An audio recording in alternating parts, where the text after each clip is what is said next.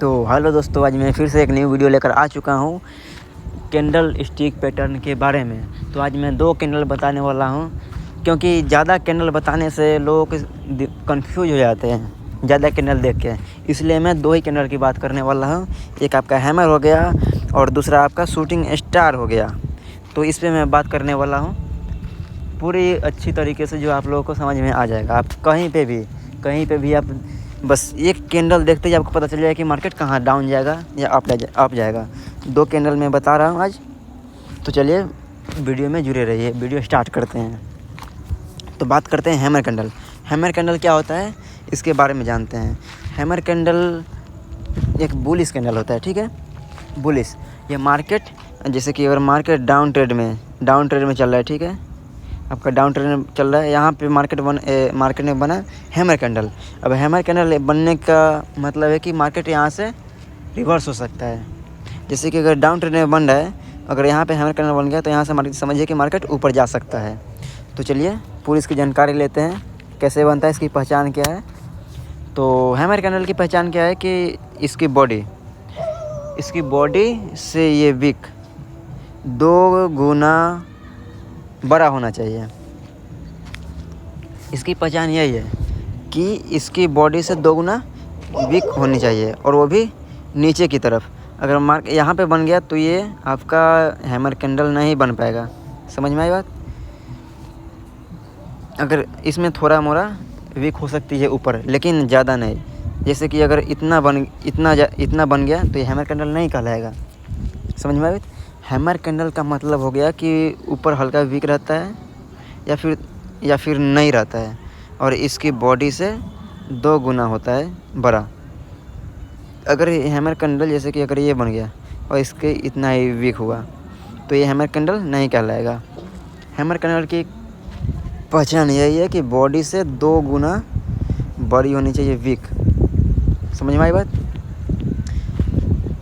तो चलिए इसका एग्जांपल मैं आपको दिखाता हूँ। इसका एग्जांपल मैं दिखा देता हूँ कि हैमर कैंडल ये रहा। हैमर कैंडल चार्ट पे दिखा रहा हूँ।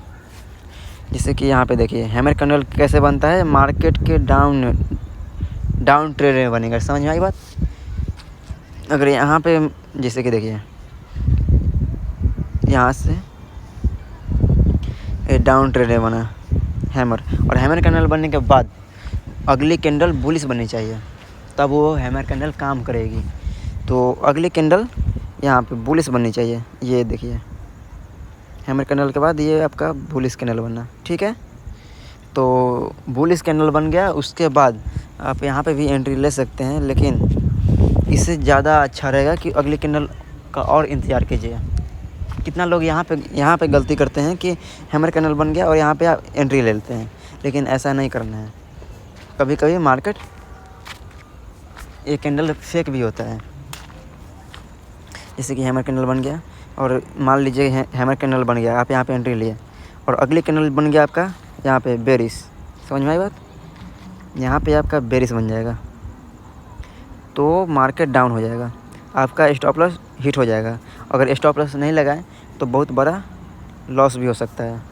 इसलिए अगली कैंडल का वेट कीजिए, और ट्रेड में कभी भी जल्दबाजी नहीं कीजिए। मैं यही बात बोलूँगा। अगर एक ट्रेड छूट भी रहा है तो कोई दिक्कत नहीं है, लेकिन पैसा लॉस नहीं होना चाहिए। मैं यही आप लोग को बताऊँगा कि पैसा लॉस नहीं करना चाहिए। अगर ट्रेड छूट रहा है तो कोई बात नहीं है, छोड़ दीजिए, अगली ट्रेड के इंतज़ार कीजिए। लेकिन गलत एंट्री से आपको बहुत बड़ा नुकसान हो सकता है। तो चलिए बात करते हैं, फिर आगे बात करते हैं। हैमर कैंडल बनने के बाद अगली कैंडल बुलिश बननी चाहिए, हैमर के ऊपर। समझ में आए। हैमर के ऊपर बननी चाहिए। अगर हैमर के आसपास ही यहाँ पे मान लीजिए बनेगा तो ये हैमर काम नहीं करेगा। इसके लिए ऊपर बॉडी बननी चाहिए। समझ में आई बात। तो हैमर कैंडल बन गया।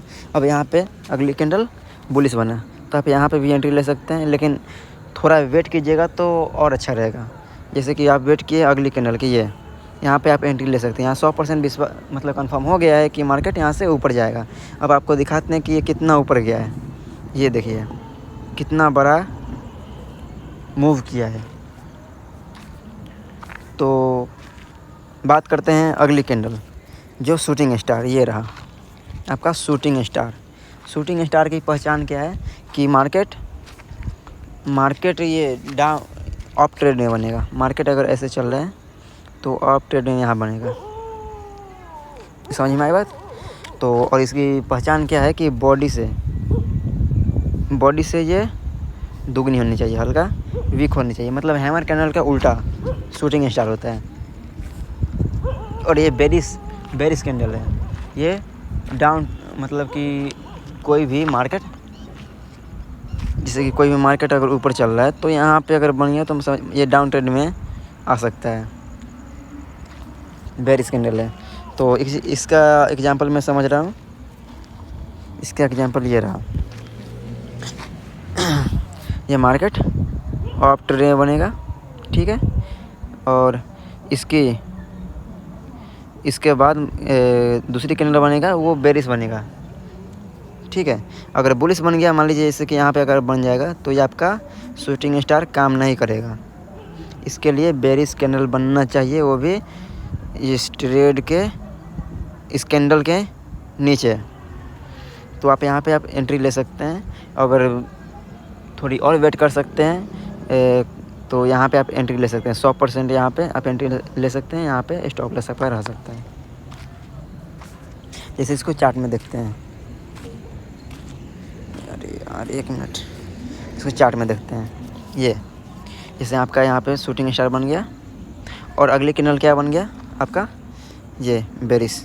और इस कैंडल के नीचे बन गया। अगर जैसे कि देखिए यहाँ पे शूटिंग स्टार बनना और इसके ऊपर यहाँ पे कोई कैंडल बन रहा है तो ये शूटिंग स्टार काम नहीं करेगा। इसके लिए बेरिश कैंडल बनना चाहिए और भी इस कैंडल के नीचे, तब ये काम करेगा। तब यहाँ पे भी एंट्री ले सकते हैं। लेकिन अगर इससे अगर थोड़ा और वेट कीजिएगा तो यहाँ पे एंट्री ले सकते हैं। 100% यहाँ पे कंफर्म हो गया कि मार्केट डाउन ट्रेड में ही आएगा। और आपका स्टॉप लॉस यहाँ पे आप रख सकते हैं। समझ में आई बात? और हाँ, एक चीज़ और, स्टॉप लॉस आप यहाँ पे रख सकते हैं। अगर कितना भी ऐसा होता है कि मार्केट यहाँ पे स्टॉप लॉस रख देगा तो कितना होता है कि मार्केट रिट्रेस करने के लिए ऊपर जाता है और फिर डाउन ट्रेड में आता है। इसलिए आपका स्टॉप लॉस यहाँ पे हिट हो जाएगा।